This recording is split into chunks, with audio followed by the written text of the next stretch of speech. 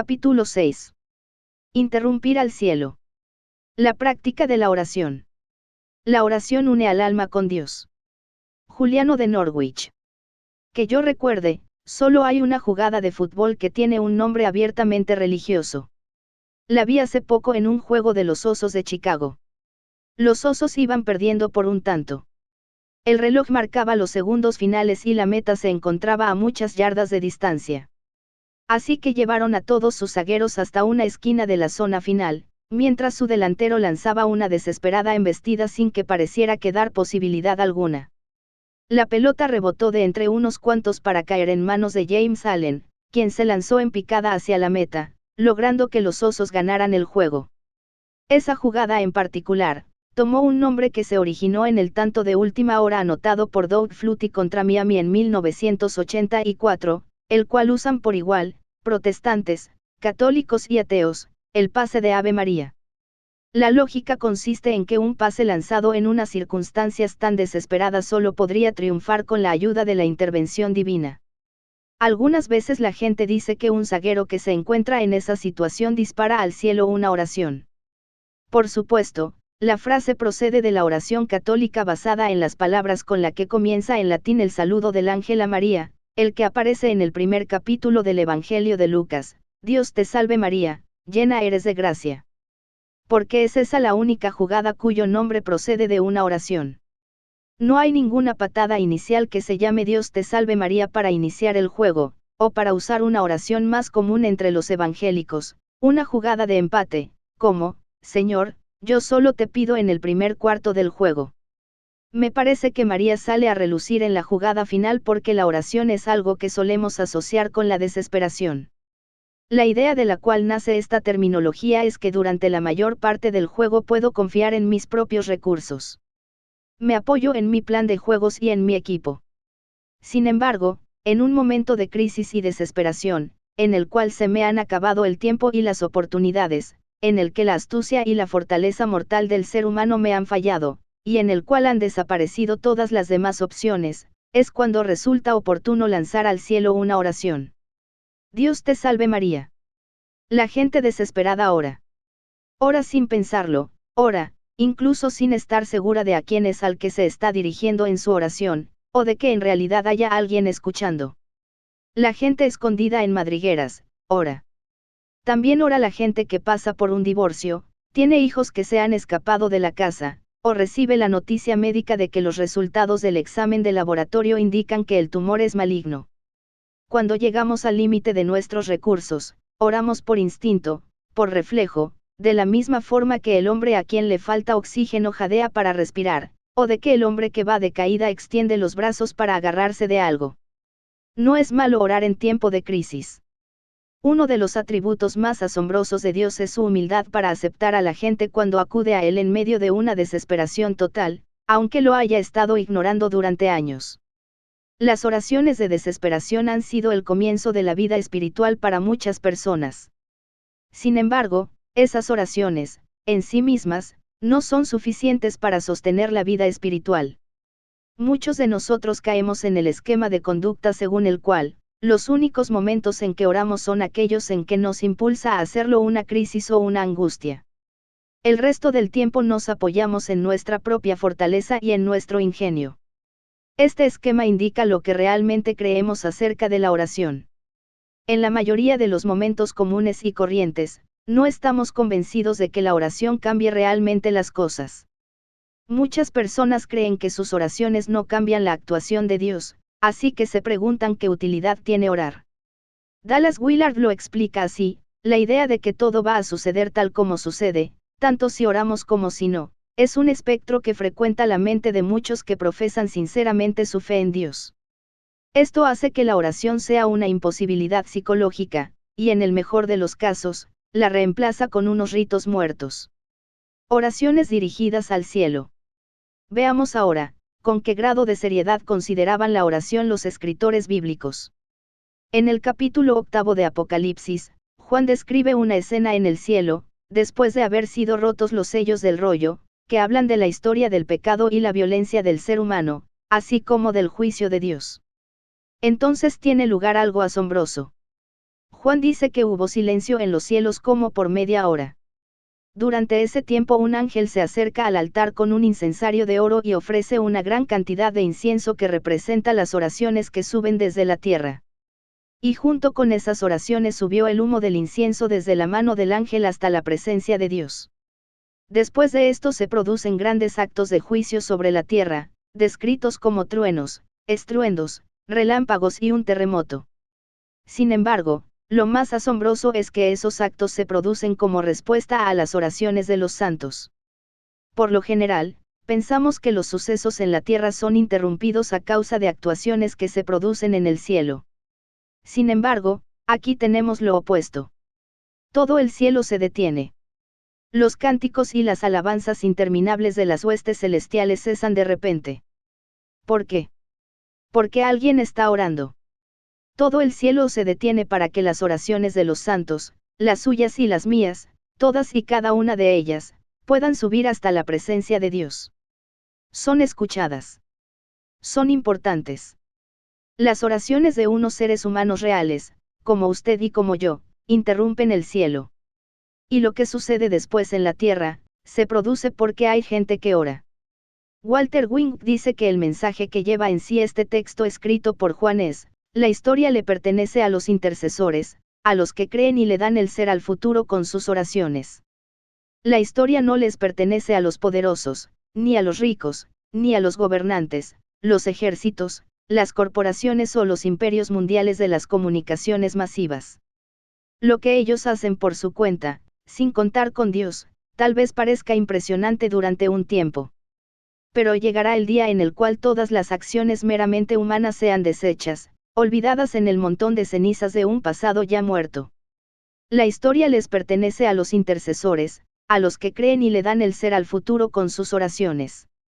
Lo que Jesús está haciendo en estos momentos es interceder. Cristo Jesús es el que murió, e incluso resucitó y está a la derecha de Dios e intercede por nosotros. Su ministerio de enseñanza duró 3 años, su ministerio de intercesión ya ha durado 2000. El poder de la oración. Las enseñanzas de la Biblia acerca de la oración llevan de manera abrumadora a una misma conclusión: la oración cambia las cosas. La primera oración extensa que aparece en las Escrituras se produce cuando Abraham descubre que Dios está a punto de destruir la ciudad de Sodoma. Lo que impresiona en esta conversación es la forma tan cuidadosa en la cual Abraham ordena sus argumentos y presenta su defensa. Está claro, siente que le está hablando a una persona cuyo curso de acción puede ser afectado realmente por lo que él dice. ¿De veras vas a exterminar al justo junto con el malvado? Quizás haya 50 justos en la ciudad. Exterminarás a todos y no perdonarás a ese lugar por amor a los 50 justos que allí hay. Lejos de ti hacer tal cosa. Matar al justo junto con el malvado, y que ambos sean tratados de la misma manera. Jamás hagas tal cosa. Tú, que eres el juez de toda la tierra, no harás justicia. Dios le dice que está bien, que no va a destruir la ciudad por el bien de 50 personas justas. Casi podemos oír cómo se mueve la maquinaria en la mente de Abraham. Me atrevo a seguir. Y se atreve. Reconozco que he sido muy atrevido al dirigirme a mi Señor, yo que apenas soy polvo y ceniza. Pero tal vez falten 5 justos para completar los 50. Destruirás a toda la ciudad si faltan esos 5. Dios también acepta esa petición. Abraham sigue reduciendo el número a 40, 30, 20, y por fin hace un último intento: no se enoje mi Señor, pero permítame hablar una vez más, tal vez se encuentren solo 10, entonces Dios asiente una vez más y le dice que sí. Y al final, salva a Lot y a su familia aunque solo son 4, y, por añadidura, Lot es solo un inmigrante. La moraleja de este relato, según Walter Wink, es que vale la pena regatear con Dios. La etiqueta lisonjera de la oración llena de pompa es totalmente ajena a la Biblia. La oración bíblica es impertinente, insistente, desvergonzada e indecorosa. Se parece más a los regateos en un bazar del Oriente que a los corteses monólogos de las iglesias. La oración cambia las cosas. Thomas Merton, siendo un joven en busca de grandes éxitos dentro de su carrera de literato, se sintió atraído, por razones que no comprendía, a pasar algún tiempo en una comunidad religiosa con hombres que dedicaban una buena parte del día a orar. Según describe, al salir se sintió golpeado por la prisa y las ansiedades de la vida normal, el corazón me dio un vuelco. Pensé, ¿en qué me estoy metiendo? Es aquí donde yo mismo he estado viviendo todos estos años. Así le vino a la mente el pensamiento de que aquellos pocos hombres dedicados a la oración están haciendo por su tierra lo que ningún ejército, congreso o presidente podría hacer jamás como tal, están ganando para ella la gracia, la protección y la amistad de Dios. No sabe cuántas personas han sido fortalecidas porque usted le ha pedido a Dios que las anime, cuántas han sido sanas porque usted ha orado por su cuerpo, cuántos fugitivos han regresado al hogar porque usted ha orado por su alma. Tal vez ninguno de nosotros llegue a conocer los verdaderos efectos de nuestras oraciones a este lado de la muerte. Sin embargo, si sabemos esto, la historia les pertenece a los intercesores. No obstante, la oración no es algo que se produzca en forma automática. Tengo la corazonada de que, entre todas las disciplinas espirituales, la oración es aquella acerca de la cual la gente se siente más culpable. De alguna forma, nos da la impresión de que si realmente amamos a Dios, la oración debería fluir de nuestro interior sin esfuerzo ni disciplina. En realidad, las cosas no eran así ni siquiera en la vida de los primeros seguidores de Jesús. Estos seguidores tenían un asiento de primera fila para observar al mayor hombre de oración que haya orado jamás, y habían notado que sucedían cosas cuando él oraba. En una ocasión Jesús tomó consigo a Pedro, Jacobo y Juan y subieron al monte a orar. Mientras oraban su rostro se transformó, y su ropa se tornó blanca y radiante. ¿Le ha sucedido esto a usted alguna vez mientras estaba orando? Los seguidores de Jesús querían conocer a Dios de esa forma. Por eso, un día, uno de ellos tuvo una idea. ¿Y si Jesús le enseñaba a hacerlo? ¿Podrían entonces ellos orar así? Finalmente, se armó de valor y le presentó su petición: Señor, enséñanos a orar. Es una petición sorprendente porque siendo judíos, se espera que aquellos discípulos supieran todo acerca de las oraciones. Habrían crecido con una serie de oraciones que se recitaban a lo largo del día, al comenzar el día de reposo y cuando se asistía a la sinagoga. No estaban pidiendo solamente que se les indicara qué palabras decir. Ellos habían notado que Jesús esperaba con ansias sus momentos de oración y que llegaba, incluso a sentir hambre de ellos. Veían, que de alguna forma, la oración alimentaba su alma, de la misma forma que la comida alimentaba el estómago de ellos. Observaban una vida ricamente interactiva entre Jesús y el Padre. Veían que en los momentos de crisis cuando se lamentaba por la muerte de Juan el Bautista, cuando estaba en medio de una necesidad, o cuando estaba cansado por el ministerio, su reacción constante consistía en orar. Querían que la oración los alimentara de la misma forma en que alimentaba a Jesús. Por eso le pidieron que los enseñara a orar. He aquí una lección: la oración es un tipo de conducta aprendida. Nadie nace siendo un experto en oración. Nadie jamás llega a dominar el arte de orar.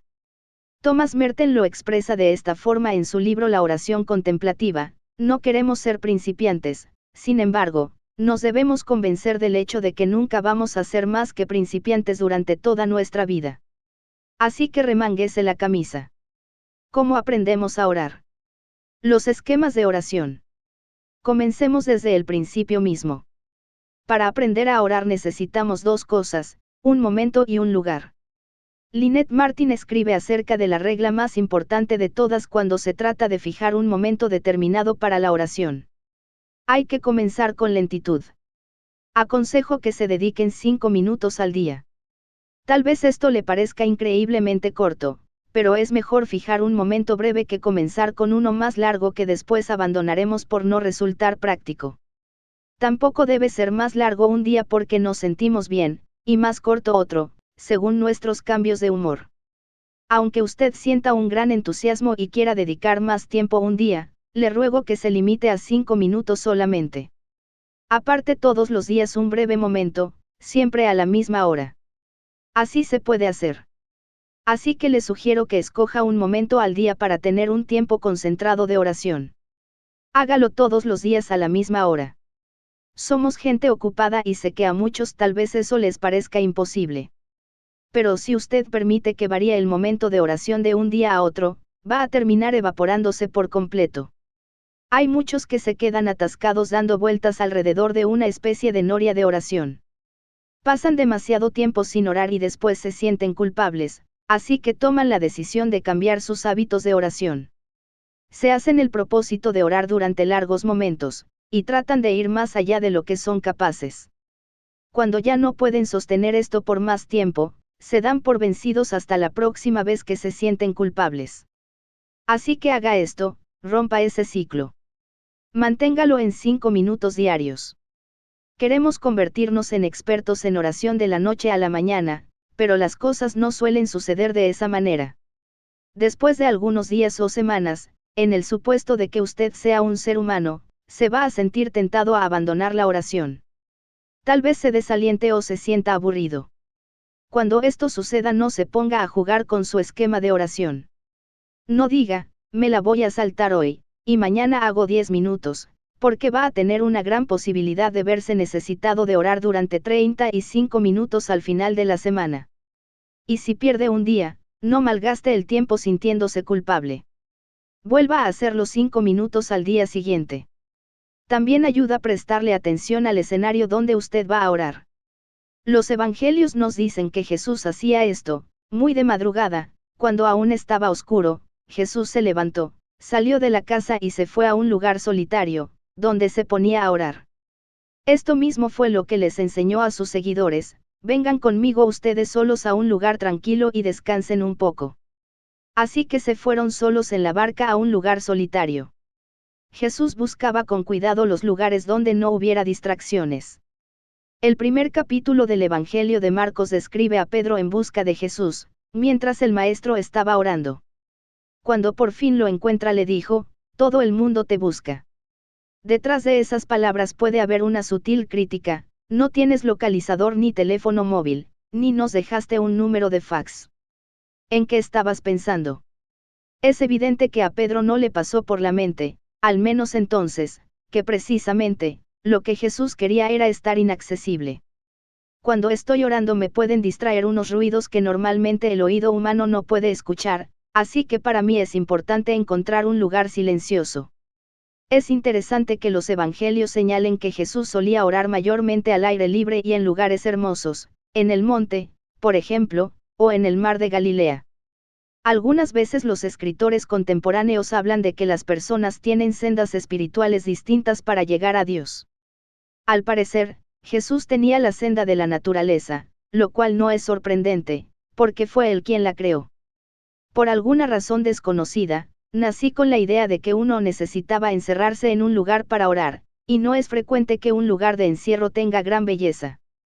Por eso he aprendido con los años que es importante hallar un lugar que apoye mis intentos por orar. En casa tengo una ventana frente a la cual me siento, por la vista que ofrece. Algunas veces llevo conmigo una silla más, para recordar que la oración no se trata simplemente de que piense por mi propia cuenta, sino de que Jesús se halla realmente presente. Durante los momentos más largos de oración, muchas veces trato de salir a un lago, o, si tengo suerte, al mar. Algunas veces solo enciendo una vela, lo cual me recuerda la enseñanza tan frecuente en las Escrituras de que la luz de la sabiduría y la presencia de Dios se halla a mi disposición para guiarme. Con el tiempo, el lugar que uno usa una y otra vez para orar, se vuelve sagrado. Así como las parejas tienen muchas veces sus restaurantes favoritos, o los amigos tienen una mesa en particular dentro de un restaurante donde siempre se reúnen, el que usted tenga un lugar concreto donde se ha estado reuniendo con Dios en oración, a lo largo de los años se convierte en un regalo para su alma. Conozco a una señora que tiene lo que ella llama su silla de oración, que ha bañado de lágrimas a lo largo de décadas. Un amigo mío tiene en su oficina una esquina con reliquias, como una corona de espinas y un bastón de pastor que sostiene muchas veces cuando hace sus peticiones. Esos lugares y objetos ayudan a las personas a adentrarse más profundamente en la oración. En cuanto al momento del día en que debe suceder esto, la mejor idea consiste en orar cuando usted se encuentra mejor. Hay quienes han enseñado que esto tiene que suceder en la mañana. Al fin y al cabo, el pasaje de Marcos que mencioné anteriormente dice que Jesús se levantó muy de madrugada, cuando aún estaba oscuro. Por eso dicen, dele a Dios el mejor momento del día. Ahora bien, ¿y si la mañana es el peor momento de su día? Usted podría ser de esas personas con las cuales ni el propio Jesús tiene ganas de conversar por la mañana. Dele su mejor momento. Dios creó toda clase de personas. No todas funcionan bien si tratan de orar por la mañana. Además de las alondras, Dios hizo muchas aves más. La oración, como cualquier otra actividad que exige de nosotros, requiere un cierto nivel de preparación. Esto es especialmente cierto en nuestros tiempos. Me parece que a nosotros nos es más difícil orar que a la gente del pasado. El ritmo que llevamos en la vida hace que nuestra mente corra con gran rapidez. Además, nuestro descanso envuelve con frecuencia la televisión o las películas, que usan estímulos externos y sonidos para impedir que nos aburramos. Y si nos aburrimos, tenemos listo el control remoto. A lo largo de todo el día nos inundan los ruidos.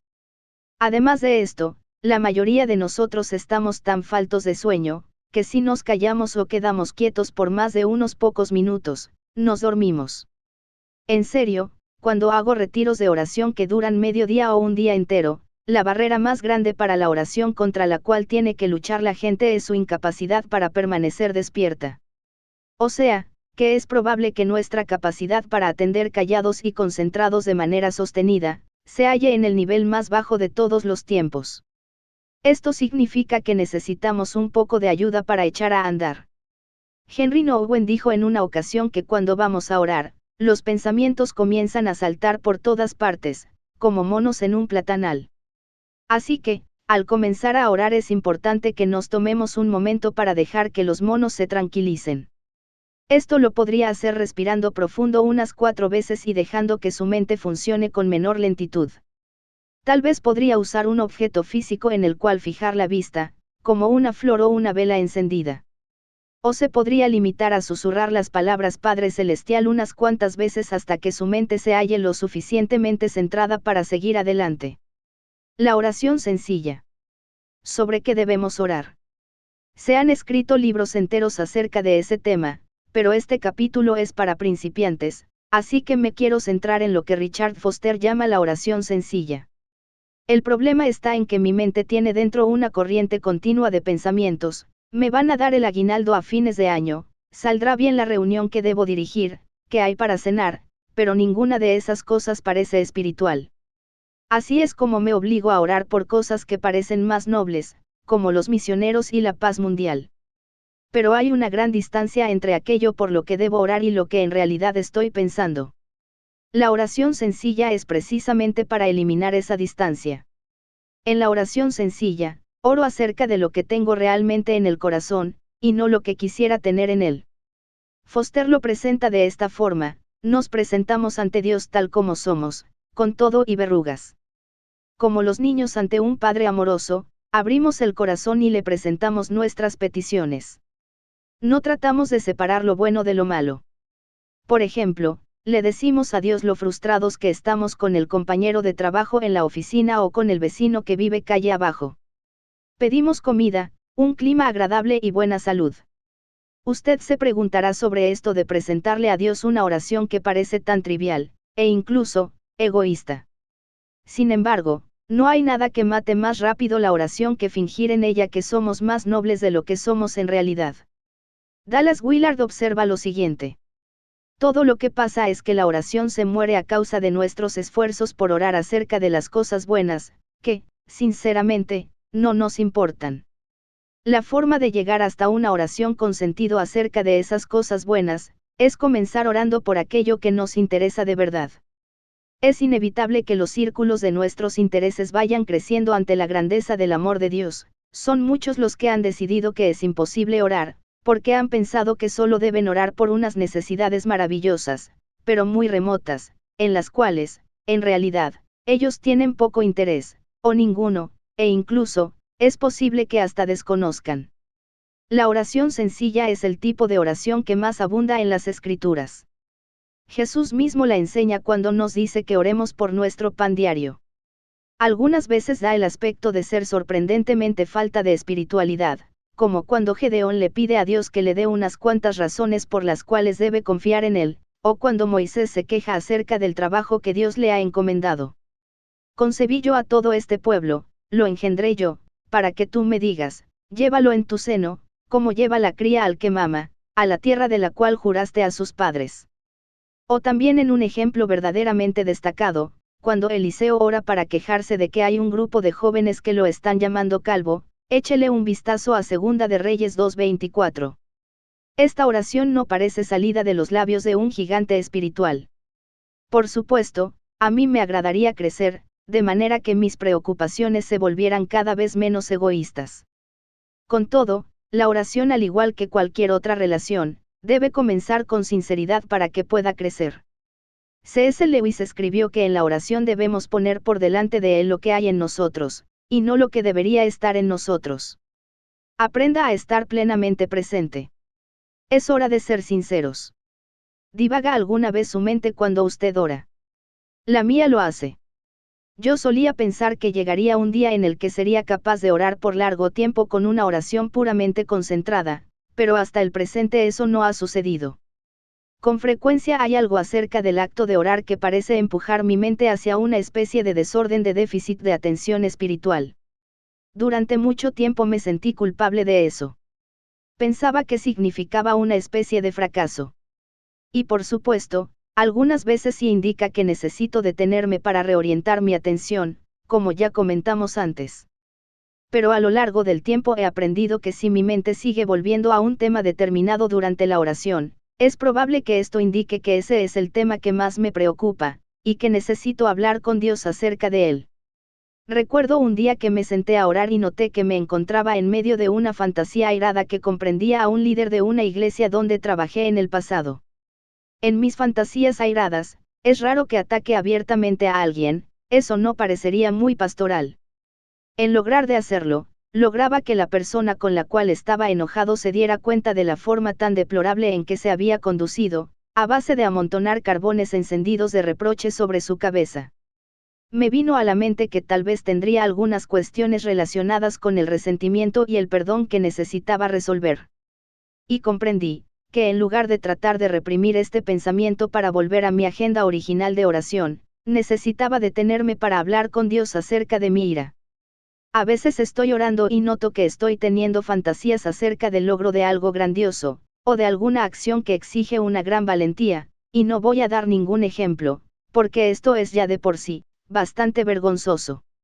En esos momentos, el tema sobre el cual necesito hablar con Dios es mi necesidad de sentirme importante, y las formas tan inadecuadas en las cuales alimento esa necesidad. Tal vez necesite detenerme durante mi oración para que Dios me recuerde que Él me ama, simplemente porque me hizo y me redimió. Muy bien pudiera suceder que cuando su mente divaga lo esté haciendo hacia aquello sobre lo cual necesita hablar más con Dios.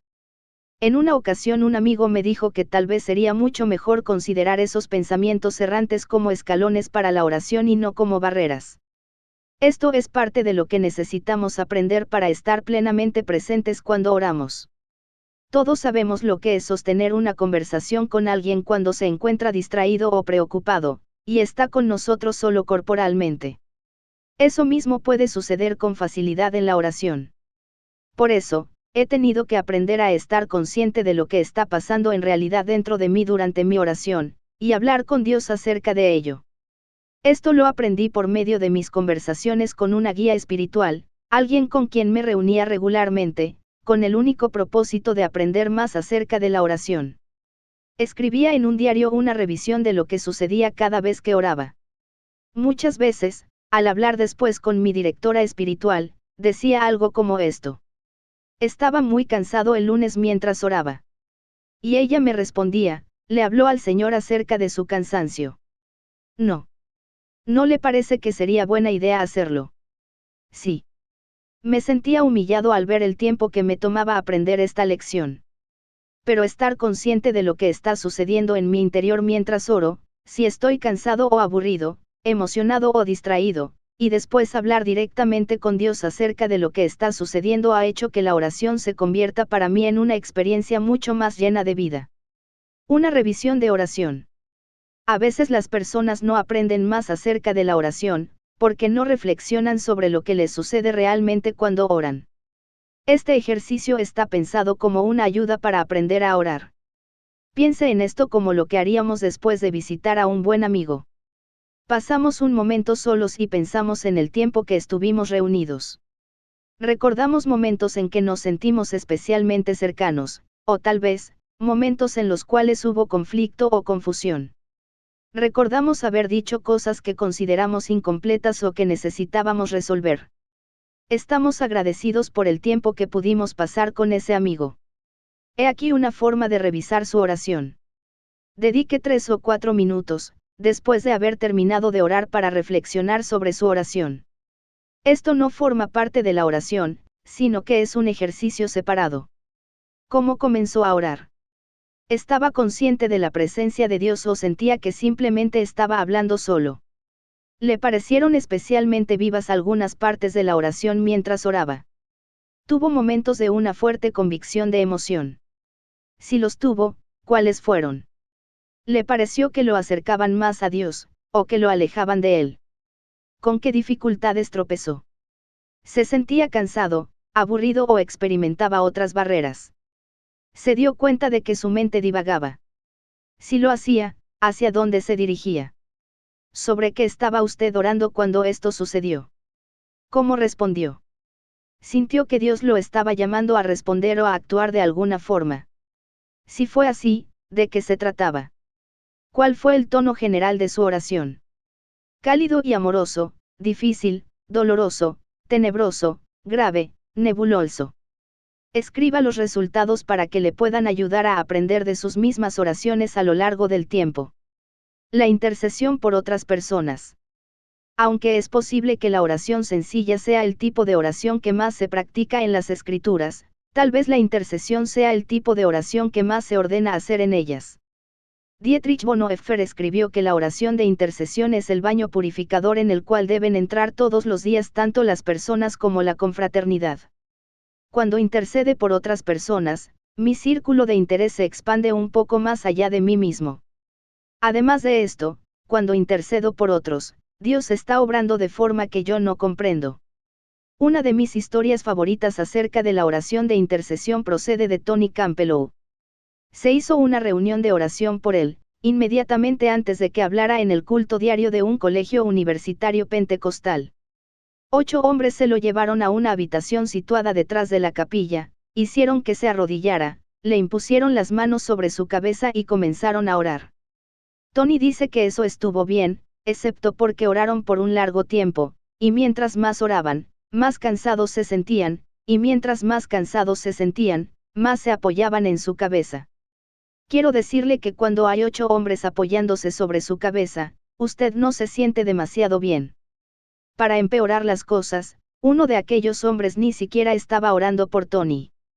Seguía orando y orando por alguien llamado Charlie Stoltzfus. Señor amado, tú conoces a Charlie Stoltzfus. Él vive en un remolque plateado que está camino abajo, a 1,5 kilómetros de aquí.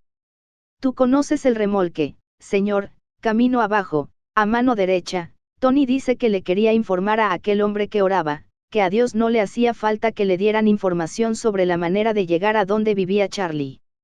Pero el hombre seguía orando. Señor, Charlie me dijo esta mañana que va a dejar a su esposa y a sus 3 hijos. Te pido que intervengas, que hagas algo, Dios mío.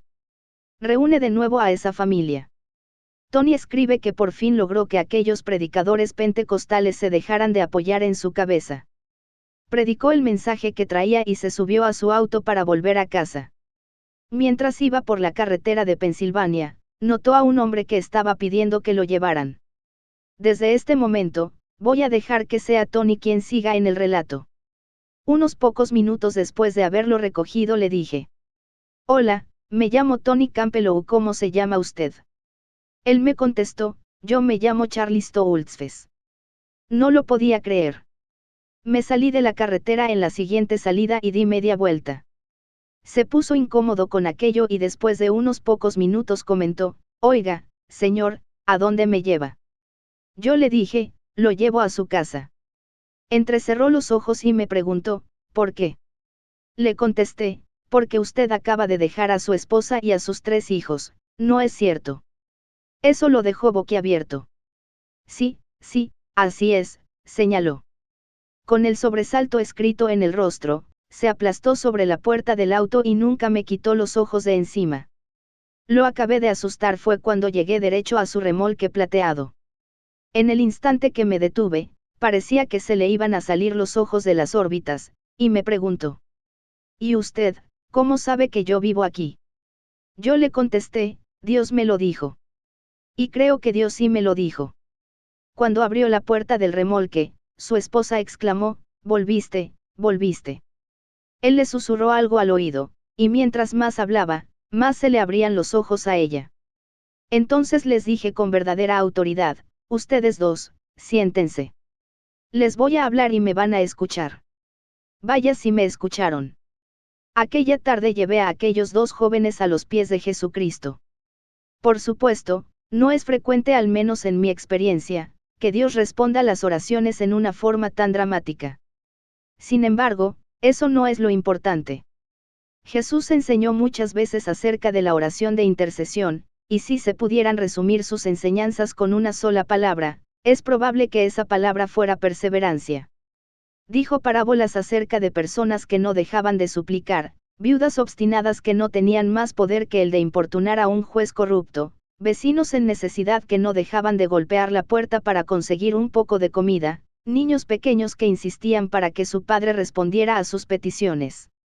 Todas esas historias apuntan en la misma dirección: si la perseverancia resulta en el nivel de las relaciones humanas, donde tenemos que vencer la resistencia y la apatía de parte de aquellos a quienes acudimos, cuánto más debemos de seguir insistiendo cuando acudimos a un Padre Celestial, cuyo amor y sabiduría exceden a cuanto nosotros no podemos imaginar.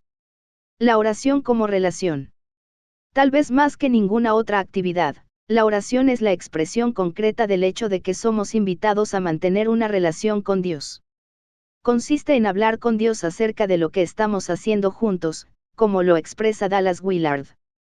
Además de todo lo demás que se realiza por medio de la oración, tal vez la mayor obra sea la de enlazar el corazón humano con el corazón de Dios. Yo me he sentado junto a la cama de muchas personas que han llegado al final de su vida, y las he oído lamentarse mucho acerca de muchas actividades, los años desperdiciados en obsesiones con respecto al trabajo, el tiempo perdido en la búsqueda de más dinero. Sin embargo, nunca he oído que ninguna persona al final de su vida se queje del tiempo que ha pasado en oración, porque donde hay mucha oración hay mucho amor. Richard Foster habla de un amigo que iba caminando por un centro comercial con su hijo de 2 años de edad. El niño estaba incómodo y molesto, y nada que hiciera el padre lo tranquilizaba. Finalmente, cuando ninguna otra cosa funcionó, el padre lo cargó en sus brazos y comenzó a cantarle una canción que iba inventando mientras cantaba: te amo, me encanta tu forma de reír, me siento feliz de ser tu papá. De repente, aquel canto hizo lo que ninguna otra cosa pudo hacer. El hijo abrió bien los ojos, cerró la boca y sonrió, luego se acomodó en el pecho de su padre y lo fue escuchando todo el tiempo hasta que llegaron al auto. Cuando su padre lo puso en el asiento especial del auto y lo ató con el cinturón, le lanzó los brazos y le dijo: cántamelo otra vez, papi, cántamelo otra vez. La oración es así. Con sencillez de corazón, permitimos que el Padre nos recoja en sus brazos y cante sobre nosotros su canto de amor. Cántamelo otra vez.